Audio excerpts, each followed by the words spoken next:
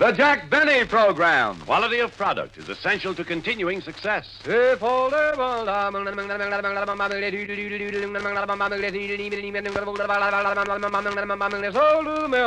Lucky Strike means fine tobacco. So round, so firm, so fully packed, so free and easy on the draw.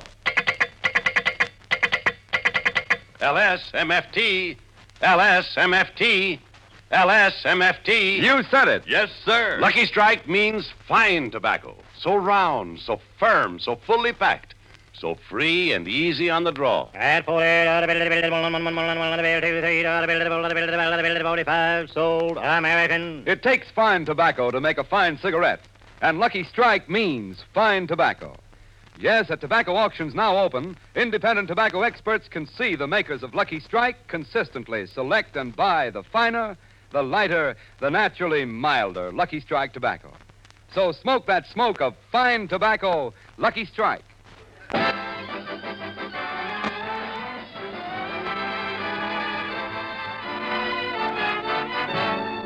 From New York City, the first stop on their March of Dimes tour, we bring you the Lucky Strike program starring Jack Benny with Mary Livingston, Phil Harris, Rochester, Larry Stevens, and yours truly, Don Wilson.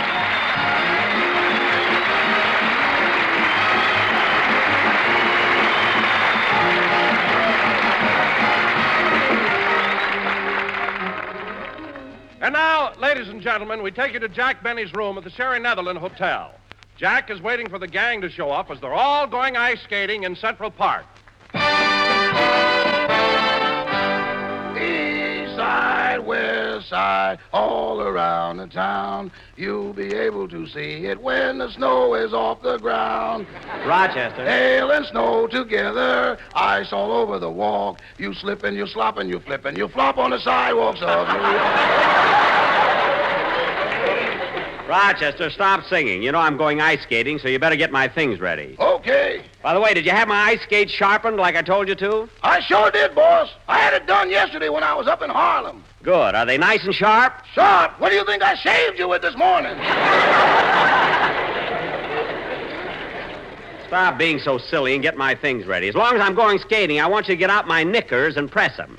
Boss, you better wear your long pants. You don't look good in knickers. Your legs are too skinny. My legs are not skinny. They ain't. Remember that time you played Hamlet and had to wear those tights? Well, what about it? The theater manager took one look at you and said, if those legs have any muscle, they must be on inside the bone.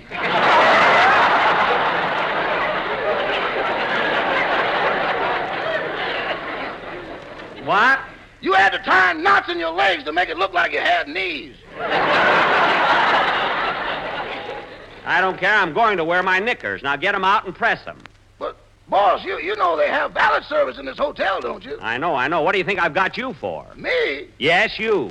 Well, listed alphabetically, attendant, actor, auto mechanic, barber, Look, Rochester. bartender, butler, bodyguard, bellhop, busboy, Look, Rochester. cook, chauffeur, companion, charwoman, chambermaid. Rochester, that's enough.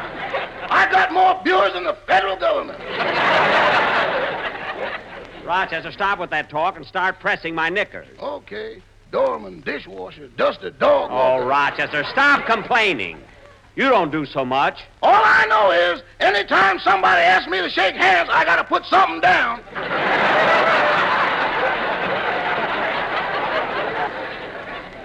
Now, you know that's not true.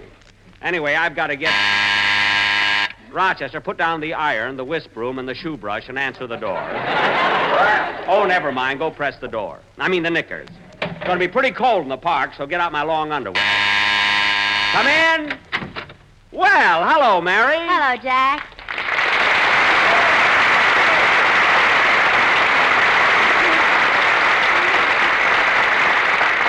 Well, gee, Mary, I'm glad you're over your cold. You sure it's all right for you to be out today? Yes, Jack, the doctor told me I was completely well. Good. Then he kissed me goodbye and said, I'll see you tomorrow.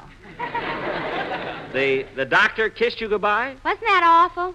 It certainly was. Fine doctor. When he kissed you, why didn't you slap his face? How could I? I was holding his bag for him. Oh, I get it. You wanted him to kiss you. You catch on fast, don't you, Jackson? Jackson, yeah. Look, Mary, you don't have to make any outside dates. While we're in New York, I'm going to take you around. Oh, sure. Just like last year. Before we left California, you said, Mary, when we get to New York, I'm really going to show you the town. Well, I didn't I? Yeah, from the top of the Empire State Building. Well, they don't let you up there for nothing, sister.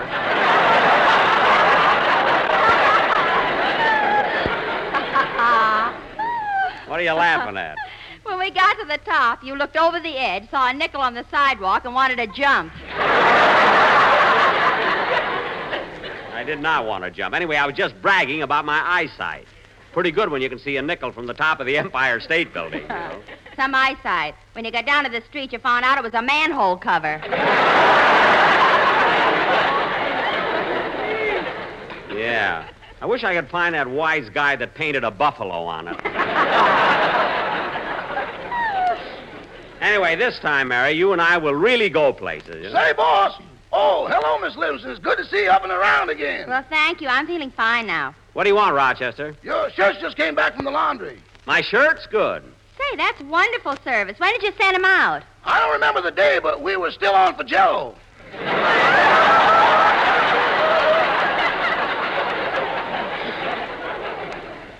Oh, for heaven's sake. And I thought they were lost. Rochester, are those the shirts we sent out in 1934? It must have been before that, boss. These have lace collars. Oh, those. Well, put them away. I'll give them to my writers for Christmas. Say, Rochester, what is my breakfast coming up? Is you ordered from room service? Yeah, a long time ago. You want something to eat, Mary, before we go skating? No, thanks. Say, Jack, I can't get over you living in such a classy hotel as the Sherry Netherlands. Why? Well, every other time you came to New York, you stayed at the The Acme Plaza. Oh, yes. What a creepy joint that was.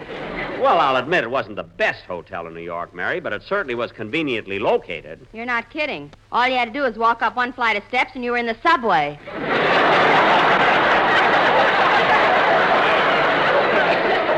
Oh, Mary, it wasn't that far down. What gave you that idea? At one end of the lobby, they were mining coal. They were not. Then why did all the bellboys have lamps in their caps? Because the room clerk's name was John L. Lewis. Let's drop it, will you? Come in. Your breakfast, Mr. Benny. Oh, good. Put it right over here on the table. Sure you don't want anything, Mary? No, thanks. Gee, I'm hungry. There you are, sir. And here's the check. Oh. Hand me my glasses, Rochester. Here you are. Thanks. I want to see if they have these prices right. You want me to call your accountant, boss? No, I can handle this myself.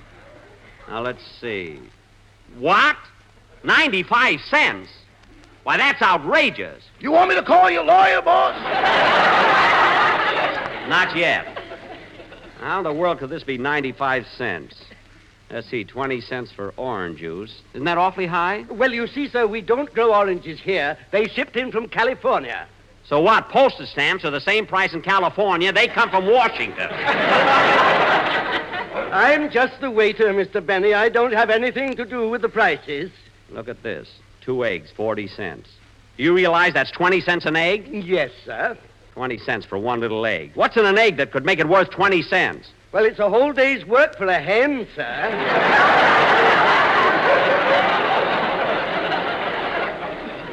See, 10 cents for coffee. Well, that's all right. Hey, what's that extra quarter for? That's a 25-cent charge for serving meals in the rooms, sir. Oh, well, open the door. I'll eat it out in the hall.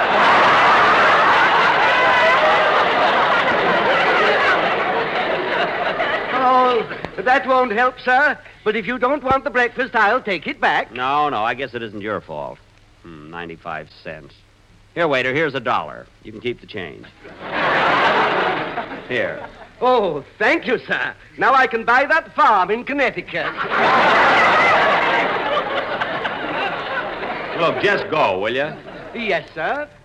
Mary, you sure you don't want anything? If you do, I can call the waiter back. Never mind. I wouldn't go through that again for $8 million. Yeah, well, I might as well eat. Yeah, you better hurry up, Jack. The gang will be here pretty soon. There's somebody at the service entrance. Oh, Rochester! Just a minute, boss. I'm ironing your long underwear. Well, open the back door. I can't. You've got it sewed up for the winter.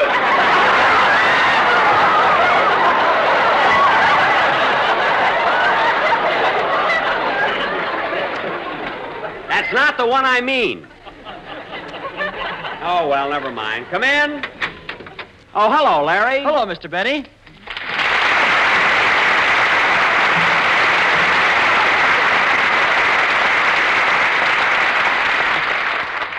Hello, Miss Livingston. I'm glad you're over your cold. Well, thank you, Larry. And by the way, I also want to thank you for dedicating that song to me last week. It was sweet of you. Well, I was glad to do it, Miss Livingston. Would you like to hear the one I'm going to sing next Sunday? Yeah, sing it to us, kid, while I finish my breakfast, will you? Okay.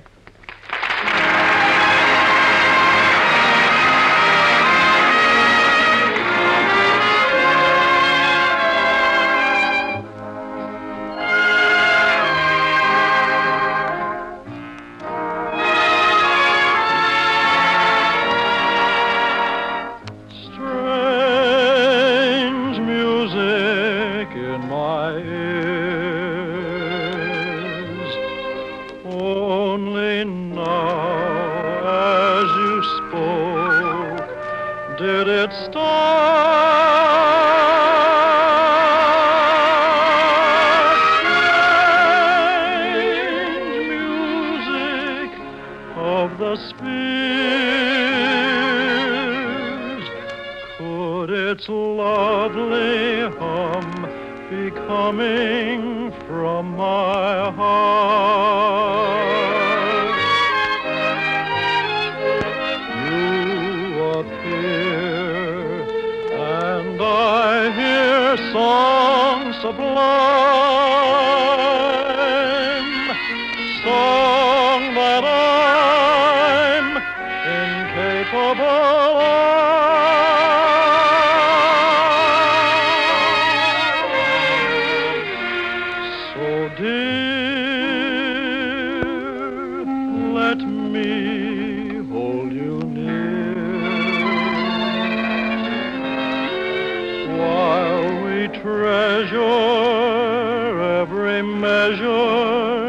So that time can never change that strange new music of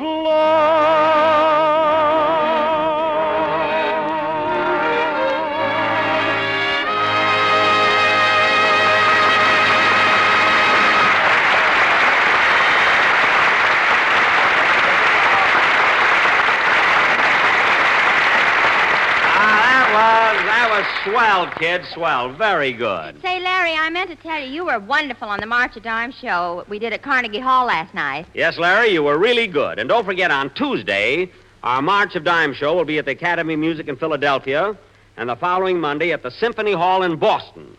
So, kid, you haven't seen all the sights in New York. I mean, if you haven't, you better do it in the next few days. Well, I've been around quite a bit, Mr. Benny. I went to Rockefeller Center, the Statue of Liberty, and yesterday I went to Grant's tomb. Oh, Grant's tomb, huh? Gee, that's funny. I remember the first time I came to New York. No, I went to Grant's tomb, too. Yeah, but Grant wasn't in it yet.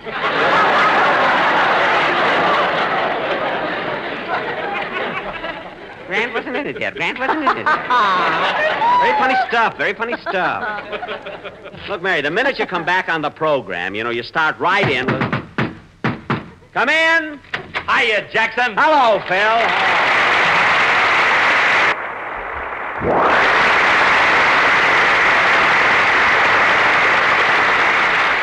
Say, Jackson, now that I'm here, we better grab the skates and let's get on up the Well, Mary, you pretty baby. How are your eyes, ears, nose, and throat? Oh, I'm fine, Phil. Yes, sir. She's fit as a fiddle, and I'm her beau.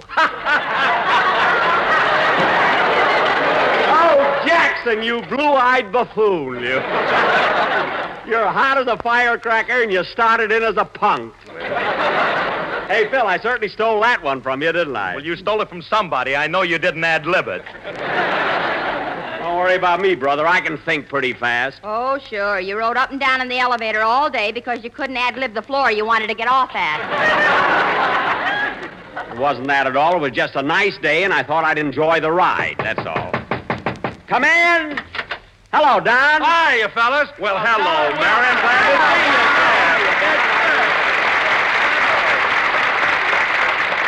Mary, I'm awfully glad to see you again.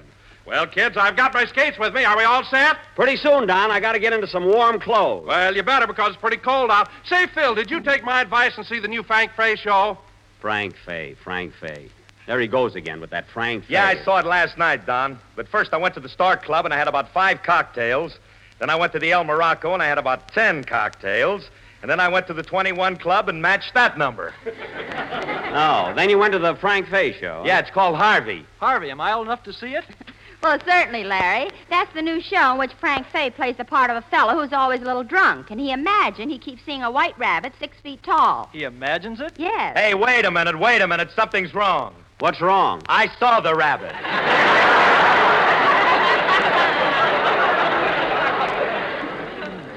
Phil, that's an imaginary rabbit, and nobody can see it. What are you talking about? He came off the stage, sat down beside me, and asked me what I liked about the South.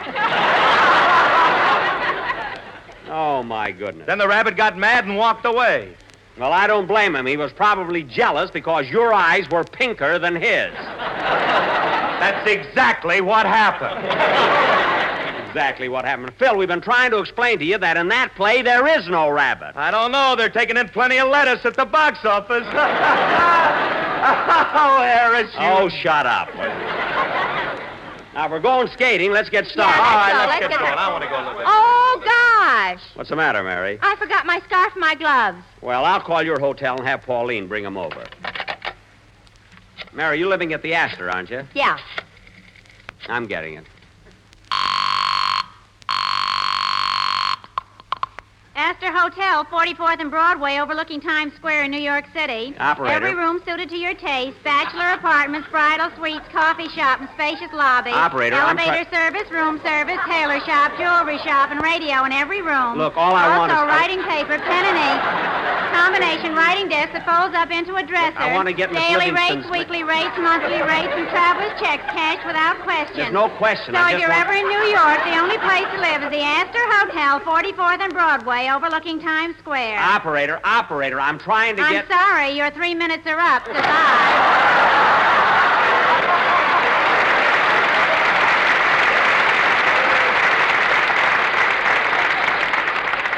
Well, how do you like that? Oh, well, Mary, you can wear my mittens. Now, kids, as soon as I get my things on, we'll catch a cab, and we'll go to Central Park.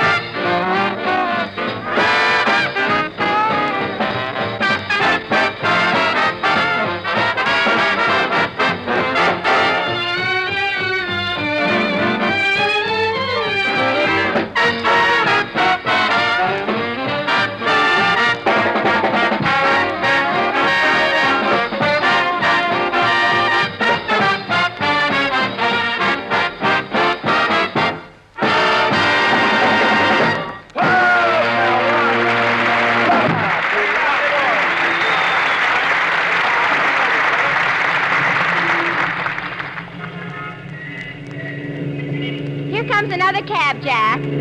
Taxi! Gee, it's tough to get a cab in New York. Taxi!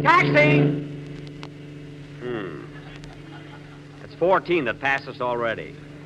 Gosh, you think they'd be glad to pick up fares from a swanky hotel like the Sherry Netherlands. Hey, Jackson, look, here comes another one. Yeah, it's pulling up here. Driver, take us to... I'm sorry, Bud. This cab ain't for hire. I'm through for the day. Why'd you pull up in front of this hotel? I live here. Well, how do you like that? He drove right into the lobby. Jack, look! Well, it serves him right. He got stuck in the revolving door.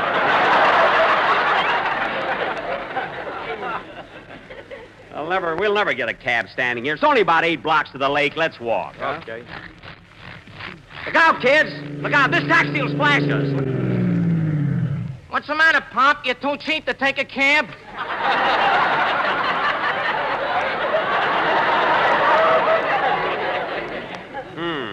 No, driver. We've been waiting for one. All right, hop in. Come on, fellas, let's get in here. Okay. Take us to the Central Park Lake, Bub. Okay. Strangers here in town? Well, you might. I've been living here all my life. Never been further away from Manhattan than you can go with the IRT. Where you from? Well, a whole bunch of us... Ain't come no from, place like New York City, and that includes Brooklyn. Hey, any of you ever been to Brooklyn? Well, I've... And don't let anybody kid you, bud. Brooklyn's a swell dump. And just because he pulled them cranks about Brooklyn, I ain't never gonna read another one of Moe Coward's books. Look, I don't like it when these wise guy writers and radio comics insult Brooklyn. You listen to the radio much? Well, we're all Now, sorry. you take last Sunday on a Jack Benny program. They had an insulting crank about Brooklyn. And gee, was I glad when Fred Allen dropped in later and he give that Benny the works. Now, look, driver. You see, Benny's sponsor sent Fred Allen over to read the commercial. And that Allen was a scream when he said, thank you, ladies and gentlemen. Lucky Strike means fine tobacco. Yes, Lucky Strike means fine tobacco. So round, so firm, so fully packed. But unlike Jack Benny's wallet, Lucky Strikes are free and easy on the draw. What a laugh he got with that. Look, driver, Then we're this trying Benny, to get... this Benny turns to Allen, and he says, now look, Fred, do you mean by just doing those commercials you manage to eke out a living? Well, this Allen says, well, if it doesn't make you too unhappy, yes. And then all Benny was able to say was, Wait a minute, driver. Why is it you do such a funny imitation of Allen, such a bad imitation of Benny? Now, look, bud, don't blame me. It ain't my fault if Benny stinks.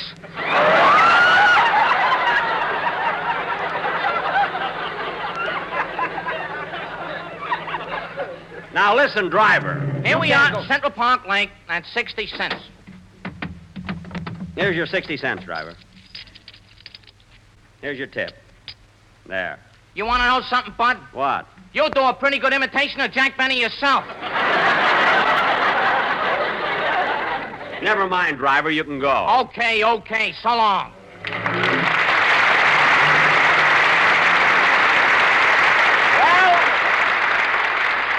Well, kids, here we are at the lake. Let's go skating. Come on, last one on the ice is a rotten egg.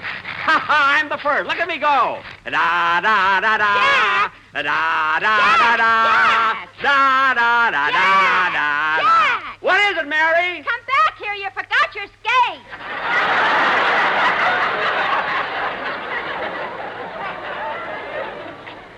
Oh, I thought I had them on. Hey, wait a minute, fellas. I want to see something. Phil, what are you knocking on the ice for? Shh, quiet, Jackson. I'm looking for Shaky.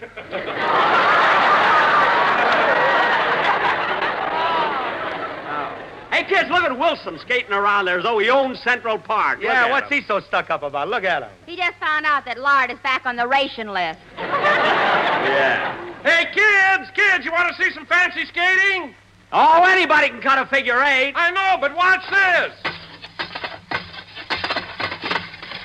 Well, I'll be darned. LSMFT. Now, that was wonderful. Wait a minute, I got my skates on. Watch me. I'll show you kids some real skating. Here I go.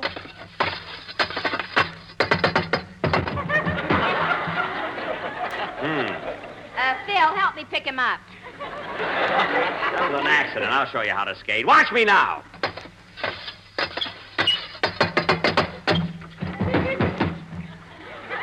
Never mind, Phil. I can get up myself.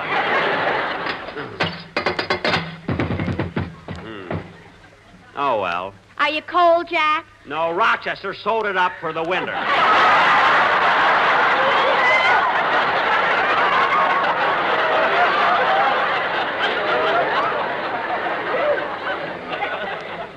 Gosh, I can't understand it. I used to be the best skater in Waukegan. Well, I'll try it again. There, now I've got it. Whee! What's the matter with me? Mr. Benny, when you tripped, your hat fell off your head. Here. Thank you. And your fur piece fell off, too. That's not a fur piece. Now give it to me. Hey, kids, look! There's a fellow over there giving an exhibition. He's jumping over 7 barrels. There he goes.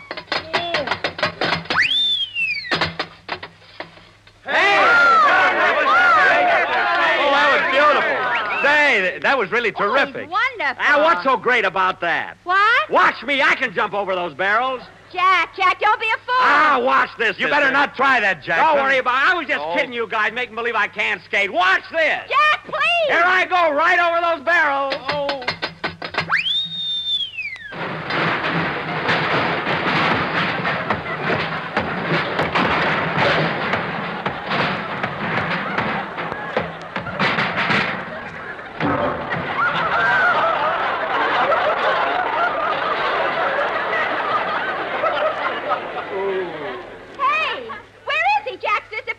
No, he's not over here. I can't see him either. Hey, kids, look, he's in this barrel. Mary, stop peeking at me through that bunghole. Come on, fellas, let's roll. Yeah, the get Mary. Jack, come on. Now let me out.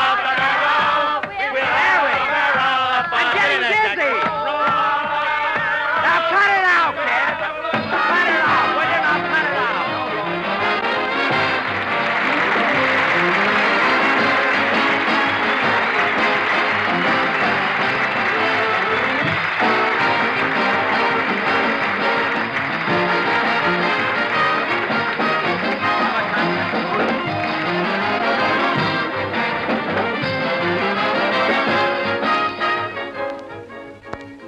Ladies and gentlemen, to the millions of American servicemen and women overseas, nothing is more important than a letter from home. A letter from a loved one can mean the difference between a man who knows why he's fighting and a man who knows only bitterness and indifference. Don't write worrisome things about such as baby has the mumps or the landlord won't do anything about the plumbing. Write him about the hometown, friends, sports, and the fun you had, and above all, don't wait till news accumulates. And here's another important thing. When you write, always use VMail. Our planes and ships are hard-pressed for space, and much more VMail can be carried than regular bulky letters. VMail is inexpensive, too. It flies overseas for only 3 cents. So remember, folks, write 'em cheerful, fresh news regularly. But be sure to send it VMail. Also, don't forget the March of Dimes shows. We'll be with you in Philadelphia and Boston. Thank you very, very much. Well, Jack will be back in just a minute, but first, here's my good friend, F.E. Boone. Sold American. Lucky Strike means fine tobacco because Lucky Strike consistently selects and buys the finer, the lighter, the naturally milder Lucky Strike tobacco. This fine Lucky Strike tobacco means real deep-down smoking enjoyment for you. So smoke that smoke of fine tobacco, Lucky Strike. So round, so firm, so fully packed, so free and easy on the draw. The famous tobacco auctioneers heard on tonight's program are Mr. L.A. Speed Riggs of Goldsboro, North Carolina. Sold to American. Mr. F.E. Boone of Lexington, Kentucky. At 45, sold American. Basil Rysdale speaking for Lucky Strike. LSMFT, LSMFT, LSMFT. A fact known the world over. Lucky Strike means fine tobacco, so round, so firm, so fully packed, so free and easy on the draw.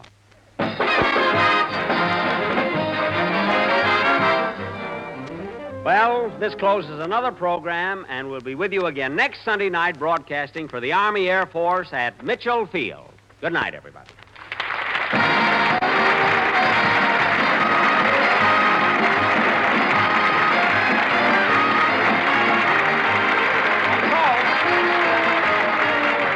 Thank you.